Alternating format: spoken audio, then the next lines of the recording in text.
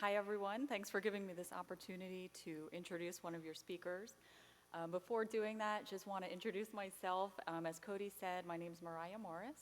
I work at Bristol Myers Squibb, which is a global biopharmaceutical company that's focused on discovering, delivering, and developing innovative medicines to help patients prevail over numerous serious diseases with a really big focus in oncology, including melanoma. I work in our patient advocacy team, so I have really the honor to work with a variety of patient organizations, including the MRA, on a regular basis.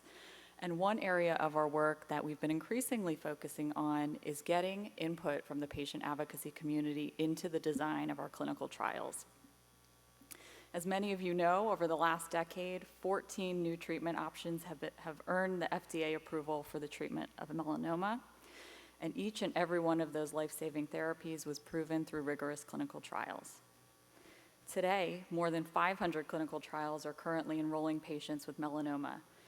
And we think, of course, this is a really exciting testament to the melanoma research pipeline, which is why it's a really exciting testament, but also at the same time, because there's so much going on, it can also be overwhelming to both patients, families, and also even to the providers. So that's why these educational opportunities offered by the MRA are so incredibly critical. But also why I'm really excited to be able to provide an introduction to your next speaker, Dr. Hussein Tawbi. Dr. Tawbi is a true change maker and thought leader in the field of melanoma. He's been instrumental in the success of countless clinical trials. Dr. Tawbi is a physician scientist at the University of Texas MD Anderson Cancer Center, where he currently serves as Deputy Chair, Department of Melanoma Medical Oncology. And Dr. Tawbi is an internationally recognized thought leader on topics ranging from melanoma brain metastases, treatment resistance, special populations such as patients with autoimmune disorders, and early phase clinical trials, just to name a few. And Dr. Tawbi led Checkmate 204, a phase 2 clinical trial that proved that combination immunotherapy was an effective treatment option for patients with melanoma with brain metastases. Most recently, Dr. Tawbi served as principal investigator and steering committee member for Relativity 047, which is a clinical trial testing the effectiveness of combining PD-1-based nivolumab with LAG-3 targeting relatlimab. He also served as primary author for a manuscript detailing this trial published earlier this year in the New England Journal of Medicine. And as you might know, if you're familiar with this study, Relativity 047 was recently filed with the FDA for regulatory review. And I think Dr. Tawbi would agree with me when I say that we are eagerly awaiting the decision and feedback. So without further ado, I'd like to introduce Dr. Tawbi.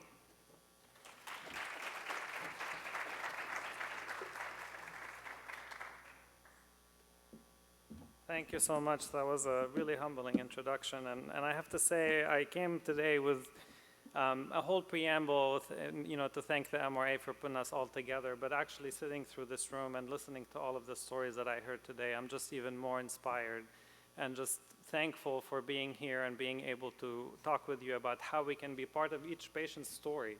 That comment that every patient has a story really resonated with me. In fact, when people ask me why I went into cancer, I tell them exactly that. Every cancer starts as a specific moment. Every patient knows exactly when it happened and how their story evolved. And I think also thinking and listening about Christina's daughter and how she passed away in 2011, the only thing I had on my mind is why didn't we know earlier that something worked for the brain? And that really gives me even more urgency and gives me more impetus to actually try to find even better cures. And I think what I'm going to do today, and thank you, Cody, for bringing me today and actually giving me the quite impossible task of really summarizing all of the advances in melanoma in the next 25 minutes. I will tell you, my talk is actually designed to be a bit of a whirlwind. It's designed to kind of show you just kind of tidbits of what's going on. I'm going to try to leave as much time for questions so that we can go deeper on things. So let me see how this will work. Here are my disclosures. And so I'm going to go through quickly what immunotherapy drug development looks like, and just again a quick overview of what we do in the first line, what we do in the resistant disease early stages, talk about toxicity as we go along, and kind of novel therapeutics. So starting with drug development, I think this is really, really important. You've heard from Dr. Polsky a little bit today about the different phases of clinical trial, and I think it's really very important to know that some of those phases don't have to happen when a patient has exhausted all other therapies. Clinical trials can be actually from day one. We actually have at MD Anderson trials for patients with stage 3 disease who are actually with diet-based, not even necessarily with drugs, right? And so, but it really is a very, very long process. So it starts at the top, and I don't know if I can actually point here. So it starts with thousands of compounds that are screened preclinically in vitro first and in vivo, and there's so many different ways that you have to prove that a specific target matters and that it affects actually cancer in mice. And then there are different mouse models. The vast majority actually don't have an immune system, and then you have a small component that have an immune system where you can test immunotherapies. And then if very few compounds make it all the way through after you actually prove that they actually go after a specific target, you actually have to also make sure that they don't cause, say, prolonged QTC and can give people heart arrhythmias or can cause nausea and vomiting and so on. So you end up with a very small number of compounds that go into clinical testing. And typically, phase 1 trials are trials where you're actually trying to figure out the dose. How much can I give?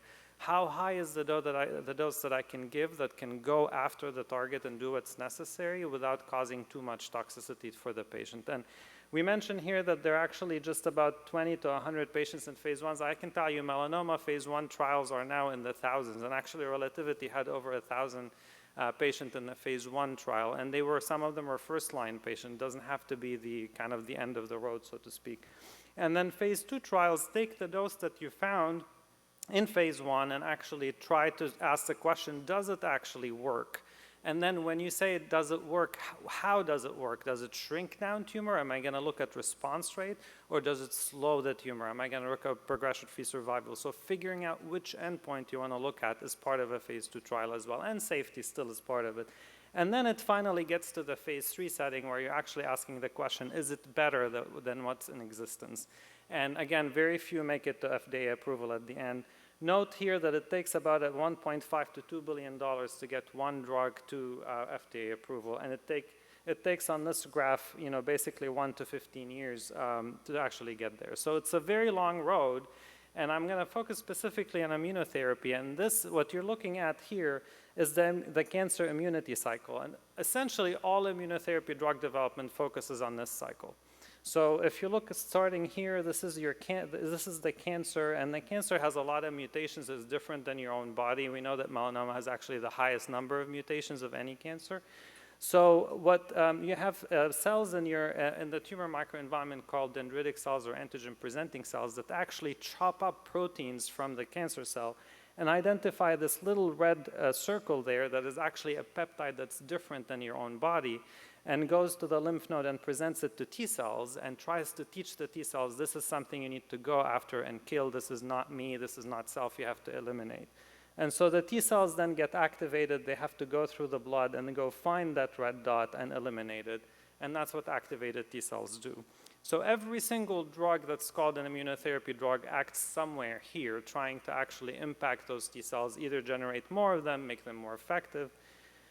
And so 4,000 drugs are currently in development and more.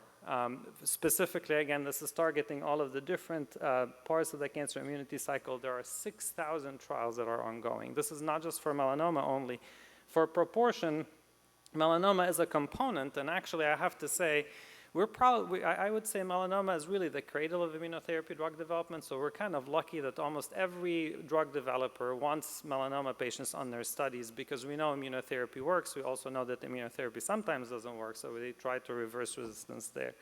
So it's a lot of studies, and the goal of every single one of those studies is to achieve what we've learned even from the early days from immunotherapy from interleukin-2. So I'm going to walk you through some of the results that have happened over the last 10 years and led to where we are. So I have to say interleukin-2, which is probably one of the harshest treatments available for patients with melanoma, was probably what was the proof of principle and the first thing that showed us that you can actually effect a cure in melanoma. And so I'm going to show you a lot of these graphs, so allow me to walk you through one of them. Be patient. I'm nerdy. I like numbers. I like graphs.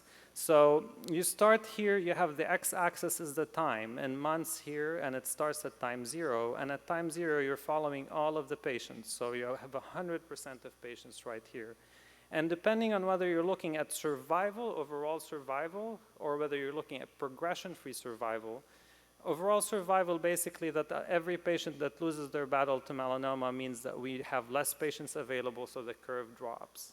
If we're looking at progression-free survival, every time a patient progresses, as in the tumor grows, then again, we lose some of those patients and the graph drops.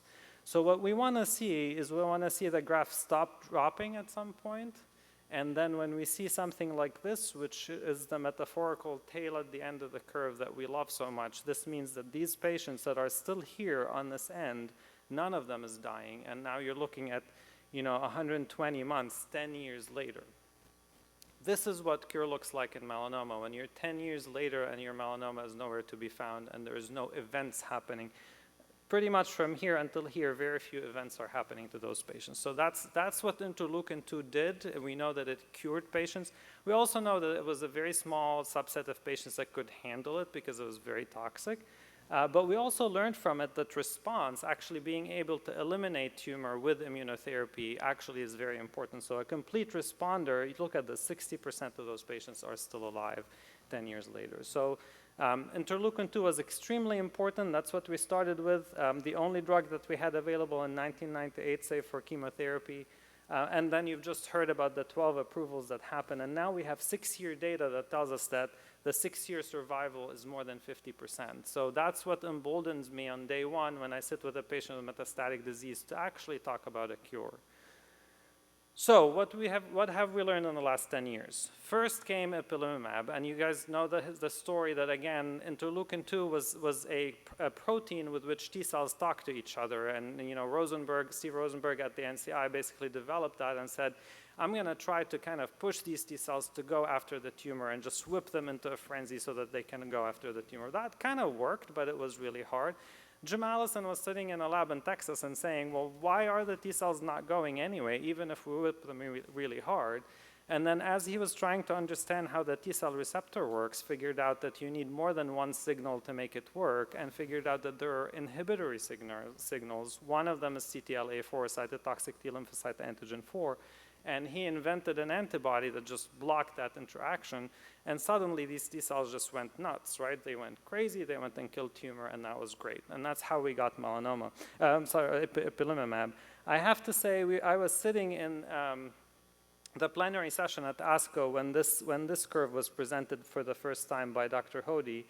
And it was the first time in the history of melanoma that we had seen an overall survival benefit in a phase 3 clinical trial. It was a seismic moment for all of us because we now knew that we can actually treat patients. It didn't have to be the marathon runner that can handle interleukin-2. It could have been, I actually treat my 84-year-olds with it as well. So Epilimumab really changed everything, and these are the 2 studies that showed that it worked. And then we also had 10-year data from Epilimumab that later showed us that we actually can, again, those patients do very well. This is overall survival data from about 5,000 patients. And again, if you reach that 3-year mark without having progression on Epilimumab, that lasted for 10 years. So again, the idea here is we can really have durable disease control that is akin to a cure. So this is the long-term data from Checkmate 204. This is a summary of everything we actually knew as of 6-8 months ago. So this was basically Checkmate 067 was comparing Epilimumab, so this curve here looks exactly like the one I just showed you, to single agent PD-1, Nivolumab, which was another drug that targets checkpoints, and you heard about it and you're very familiar with it. And you can see that it actually gives a better outcome and a survival about 42%. but that it actually works at a different spot in the immune system than Epilimumab. And the idea of actually putting them together makes a lot of sense. I say that basically Epilimumab widens the scope of the T cells, and Nivolumab makes the T cells more effective. And so by doing that, you actually can have more efficacy.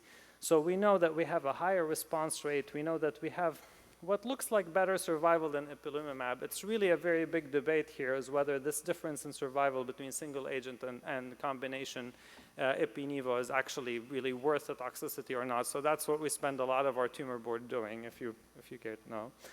And so what we've also learned from the long-term data is that there's actually subsets of patients that benefit more from combinations. We know that BRAF mutated patients seem to derive benefit more from the combination than BRAF wild type patients. We've also learned, for instance, that patients with liver metastases probably do better with the combination than a single agent. We've also learned exactly what I had just told you earlier, that the response matters. So if you actually achieve a complete response or a partial response, you're on this, you remember, being at the top of the curve is good because less people are dying, more people are surviving. So having a great response can translate into 80 and 90% survival. We also learned that immunotherapy can be toxic, and we know that Epilimumab alone, as it kind of makes these T cells go nuts, and I mean it, they do, and they actually go after the normal structures of the body, and that's what causes the toxicity. So you see here it can go after the gut, after the skin, after some of your glands. Most of the toxicity is about the same character. The difference is the rates. So Epilimumab causes about 20-25% grade 3-4, which is kind of the severe side effects. Nivolumab historically probably closer to 15 to 20%, and then the combination becomes a lot more, close to 60%. So getting the more benefit comes at a higher cost, unfortunately.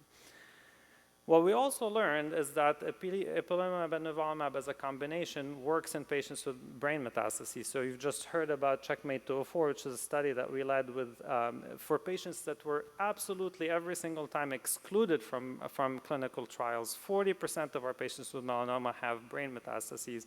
When we ran the study in them, we saw that we get a lot of response. So this is a waterfall plot. What you see under this line, everything here, every one of these is a patient. And their tumors are shrinking. And actually, one of these complete responders, I know, I'm going to pick this one, is Colleen right there.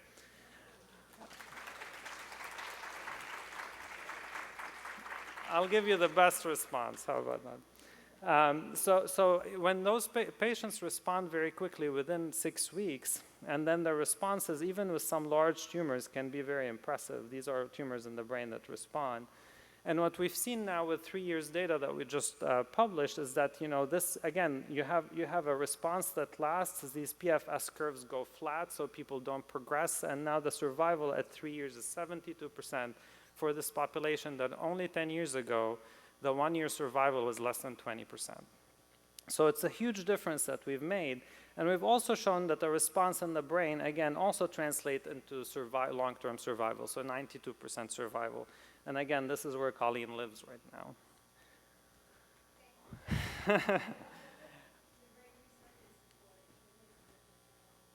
Thank you. Thank you for participating, and that's exactly the whole point. We couldn't show any of these without patients like yourself putting themselves at the, trying to find the best possible treatment. And I say, just kind of a digression here, that the litmus test for us to actually run a clinical trial is, does it offer something above and beyond the standard of care? And that's why we have it.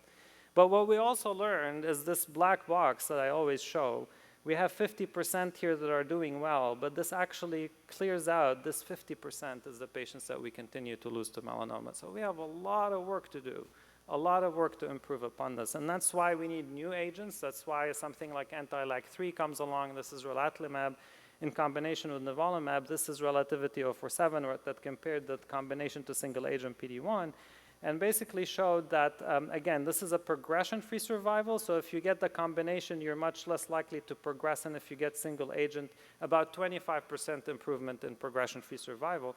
Now, we've learned from Epi and Nivo that you get this at the cost of more toxicity. And I think what was really remarkable in this situation is that the toxicity was only 18.9% compared to what's historically about 15%. So not a lot of toxicity and now more benefit. So we're really excited about those results.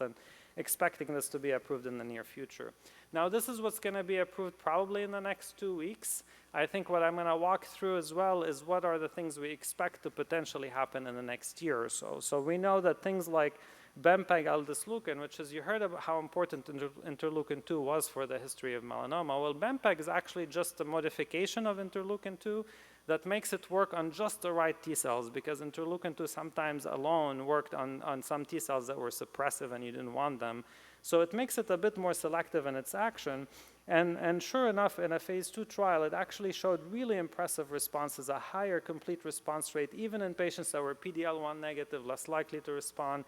So there is some excitement that this could actually offer another treatment option that we have. It comes with a little more toxicity, more of the annoying type toxicity. You see here like 39% grade 1, 2 flu-like symptoms and things like that, but nothing compared to what interleukin-2 used to give us. So a lot better that way. Now, targeted therapy, you'll be surprised that I have only a couple of slides on that, but it's very important. BRAF-targeted agents have actually also improved survival in melanoma. We have 3 different combinations, dabrafenib, trametinib, vemurafenib, cobimetinib, and encorafenib, binimetinib. They all look very similar with efficacy. They all give you, in BRAF-mutated patients, about a 65 to 70% response rate. They all give a PFS of about a year, progression-free survival of about a year. And now we have 5-year data on all 3 combinations that tell us that about 20% of patients actually do have that flat curve at the end as well. So there could be some long-term survival with targeted therapy alone. The main difference between these 3 combinations is the side effect profile. They just literally feel very different for patients. One of them, dabrafenib, trametinib, gives you a lot of fevers and fatigue.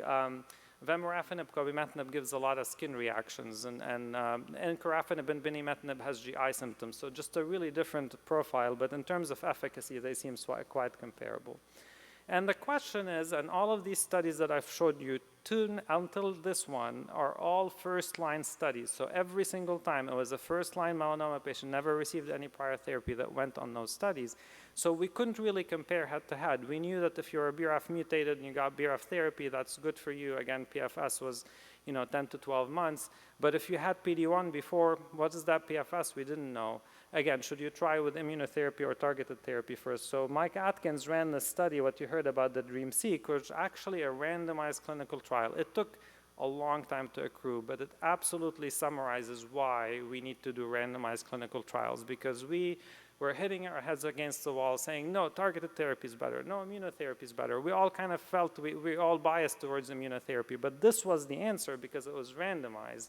And it showed that if you start with targeted therapy in the first year or so, it looks better, the red graph looks better. And then if you look at the durability of how much better you do long term, there was a 20% survival difference at 2 years in favor of immunotherapy. So now that the question is answered in a randomized trial that we start with immunotherapy combination first. Also, there were clinical trials that you need to be aware of comparing actually putting immunotherapy and targeted therapy together. We call them triplet trials because you have dabrafenib, trametinib with spartalizumab, or you have vemurafenib, cobimetinib with the PD-L1 inhibitor atezolizumab. And those actually seem to work slightly better. So this is a phase 3 trial of Vem, Atezo, and Cobi that actually had a better progression-free survival. It was a statistically significant finding, and the FDA approved that triplet in the first-line setting as well. However, shortly after this, Combi-I, which was a very similar study, compared the same concept, triplet versus dabrafenib, trametinib alone, and was a similar shape of the curve, but was not statistically significant, and we all kind of felt that that really doesn't add as much as we had hoped to add from the triplet combination. So it's FDA approved in the first-line setting, but it's not. It's a negative trial. So negative trials teach us a lot as well, and I think that's what I wanted to highlight. We have a few first-line studies that were negative trials, like Master Key, which is a TVEC, as you may know, is an injectable oncolytic virus that's FDA approved for melanoma. And the idea was to use it first line in combination with PD-1. There was a lot of really cool data showing preclinically and in some patients that this actually is a better idea. Unfortunately, the phase 3 trial was negative. again, you know, when we do this and we find a negative study, the first reaction is like, oh man, you know, we've, you know, had all these patients getting treated and we didn't get benefit. But the truth is, this is as important a result as the ones that are positive to tell us that this may not have been the best idea. Let's go look for an even better idea. So when we try to make a decision in the first line right now, it's a lot of clinical factors that we take into account. So we look at the tumor burden, we look at LDH level, brain metastases, and that's how we decide which combination to go with. But the truth is, once you're past the first line, we have no idea what to do. There are really no second-line studies. There are no second-line randomized studies. There are no approved therapies. We typically, again, if we started with PD-1 and you're BRAF mutated, we'll switch to BRAF-MEK. If you're BRAF wild type, if we hadn't given you IPI, we'll give you IPI, and that's it. It's all clinical. It's not driven by any data at this point. So there is some really cool data that's coming up that may actually be helpful. But as we try to understand, out of these 6,000 trials that I was telling you, some of them really claim to be, again, reversing resistance. But we actually don't know what resistance means and what it looks like. So if you look at it, we know that if you get treated up front and you progress immediately, that's one biology at play. But then if you get treated and then you respond, then after a period of time, not every response is durable. Some patients progress after a response. Well, that is probably a different biology. So if we actually put these two patients kind of buckets in the same clinical trial with our randomization, we'll probably never know actually which one is our new drug working on, which type of resistance is it working on. So the Society for Immunotherapy of Cancer actually came together and decided to make clinical consensus definitions of what primary and secondary resistance looks like, so that we at least start talking about the same thing. We at least work from the same page in terms of what is our next clinical trial targeting? Is it targeting primary or secondary resistance? And we think that there could be actually different mechanisms at play. So with that in mind, lenvatinib, I think, is a really cool drug. It's a VEGF inhibitor, VEGF R1, R2, and R3. And we started seeing some really interesting clinical data in combination with PD-1. It's already approved in endometrial cancer and other cancers. And this is a trial, LEAP-4, that was ran in patients that were after having received PD-1. They specifically targeted a population that had PD-1 resistance or had seen CTLA-4 plus PD-1 before. And they had a heavily pretreated population. So you see about 33% of patients had received more than 3 lines of therapy.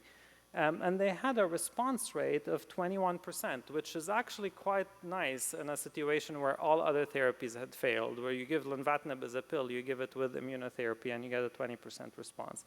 What I like about the study is they also looked at kind of whether, what prior therapy predicted whether they're going to respond or not. And they actually found that if those patients specifically progress on PD-1 and nivolumab or PD-1 and CTLA-4 before, they had a response rate of 33%. If they had gotten only IPI before, they had a response rate of 0%. So kind of start thinking about which population this may work for best. They even looked at the secondary and primary resistance here. In this particular situation, it seemed to not matter. Actually, the response rate was about the same, but at least the idea that we're starting to understand that there could be a different pattern of resistance. Also, some of these drugs are not without toxicities, and here we started seeing toxicities that are different, like hypertension, skin rashes, diarrhea, that you have to really take into account. TIL therapy, I know somebody cheered for TIL therapy today, and I think it's speaking of emerging things that we need to think about. TIL therapy has been used again since the late 80s, early 90s, and the idea here is I showed you that cancer immunity cycle and how important is that T cell that recognizes that little dot. Well, if you find that T cell sitting in the tumor, it's already gone through the entire cycle and figured out how to get into that tumor, but the tumor microenvironment is suppressing it. So if you actually isolate those T cells and you really pamper them in Petri dishes and you give them a lot of food and make them happy and then grow them and then send them back into the patient, then you could actually combat their tumor. And that's exactly what TIL therapy is about. You take the tumor, you take the T cells out of it, you culture them, and then you infuse them back into the patient. The only couple of things about this is you have to treat with the chemotherapy ahead of infusion so that you deplete their own lymphocytes, and then you have to give them IL-2 after, because that's an important growth factor for T cells. So it makes it tough in terms of toxicity, but in terms of responses, we've actually, again, in a very heavily pretreated population with a mean prior therapies of 3 or more, the response rate was actually 36%, which is quite impressive. And again, those responses are mostly durable because they're immunotherapy-based responses. So with that, I'm going to switch modes to the early stage. And as I told you, it's a whirlwind on purpose. So we now know what we do for our first-line patients. We now know that there's a lot of unanswered questions for our second-line patients in the metastatic setting. But then every time we find things that work in the metastatic disease, we want to make them work earlier so that we can cure more patients before they become metastatic. And that's the idea of adjuvant therapy. And so you see this is the staging system, and you see that stage 1 patients do really well, but stage 2 patients have almost a 30% 10-year melanoma-specific mortality. And so, and if you go down into the specifics of those stages, some of them have, 3D patients have a 75% mortality over 10 years. So we think about 3B, mostly 3C and 3D. Sometimes you think about them as metastatic disease in disguise. You just haven't found the metastasis, but it's there, and you have to really do something about it. And so that's the idea of treating with adjuvant therapy. It poses different questions. So if you see here, this is dabrafenib and trametinib. These patients here that have received placebo and are still cured, those are patients that probably don't need treatment because surgery would have cured them anyway. This patient population in between, about 17%, are the patients that we cured with combination targeted therapy in the adjuvant setting. And this black box, again, is all the patients that we still lose despite treatment with the adjuvant setting. So there's a lot of work to be done to identify which patients we should treat and which patients we should intensify therapy for. And immunotherapy, by the way, has a very similar efficacy profile to targeted therapy in the adjuvant setting. But trying to improve the outcome of those patients that we lose, we actually try to give them more drugs. So we tried Epilimumab and Nivolumab in the adjuvant setting with the idea of let's intensify therapy, and that actually didn't work. That's another negative phase 3 trial, Checkmate 915. We're adding Ipi in the adjuvant setting. Those two curves are right on top of each other. It doesn't help. However, for patients that are really high risk of relapse, those 3C and 3D patients, if we want to give them a more effective, intense therapy, we can actually consider treating them before surgery, or this is neoadjuvant therapy. And the idea there is you can actually give them combinations, and you can try different combinations for those patients. And that's neoadjuvant therapy. You heard about the studies that Dr. Amaria has led with Epilimumab and Nivolumab. The International Neoadjuvant Melanoma Consortium was formed with Dr. Blank and Dr. Long in Australia and Blank in Netherlands and many, many other investigators, and basically arrived to the conclusion that giving IPI-1 Nivo 3 is a very effective approach, gives about 20% grade 3/4 toxicity and almost 60% pathologic complete response rate. And if that tumor responds in the neoadjuvant setting, that curve here is for those patients that achieved a pathologic complete response. And what we saw is that with immunotherapy, a pathologic complete response is truly akin to a cure. With targeted therapy, it's very good to have a pathologic complete response. Those patients do well, but if the patient doesn't respond, they actually don't do that well. And you see that curve dropping, unfortunately, after neoadjuvant targeted therapy. So we're very excited about Nivolumab and Relatlimab as well. Again, another trial that Dr. Amaria led that showed that actually you get a pathologic complete response rate of about 59% with very little toxicity. We actually had 0 in the neoadjuvant phase. So patients got 2 doses and went to surgery. None of them had grade 3/4 toxicity then. They all had some toxicity after, about 26%. So really, again, improving the safety, improving the efficacy continues to be really important. And again, the past CR was associated with excellent outcomes. And so I'll end with 2 quick things. So stage 2 disease, as you heard earlier today, this is stage 2 on the left and this is stage 3 on the right. And I made that red bar here. This 3B patients and some 3C patients are not very far from 2B and 2C patients. So when you have a thick ulcerated melanoma that has a high risk of relapse, even if you haven't made it to the lymph nodes, and that's the idea of using adjuvant therapy in that population.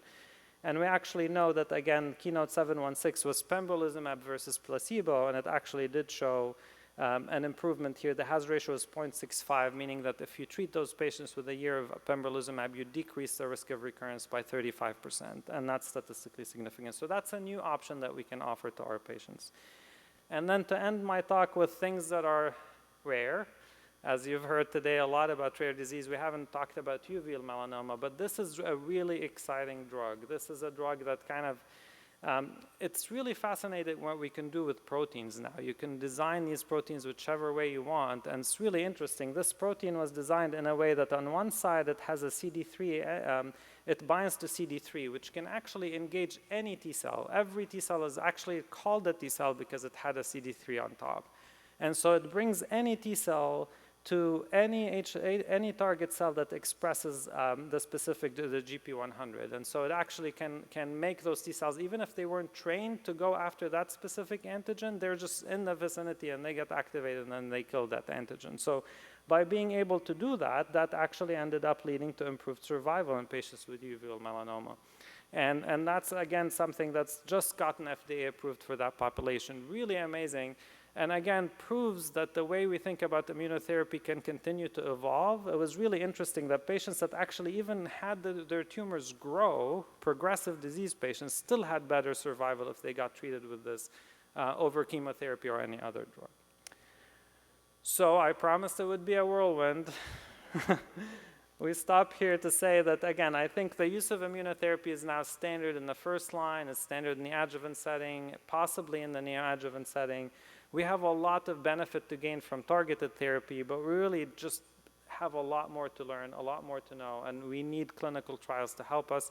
Remember, clinical trials don't have to be, again, the end of the line. It's not because you ran out of options. No, it's because you actually may have a better option that's what's available right now. And so I can tell you, and we were talking about this earlier today with Dr. Amaria, we have 29 trials open at MD Anderson, and honestly, that is simply not enough. More than half of our patients go without finding a study for them. So we're trying to kind of be able to, we're trying to find new things and, again, bring better trials for our patients. And we need, as we do this, we need to really understand every trial we do, try to understand the biomarker piece, try to understand the long-term follow-up. So with that, thank you so much. And I think I didn't leave any time for questions, so I apologize.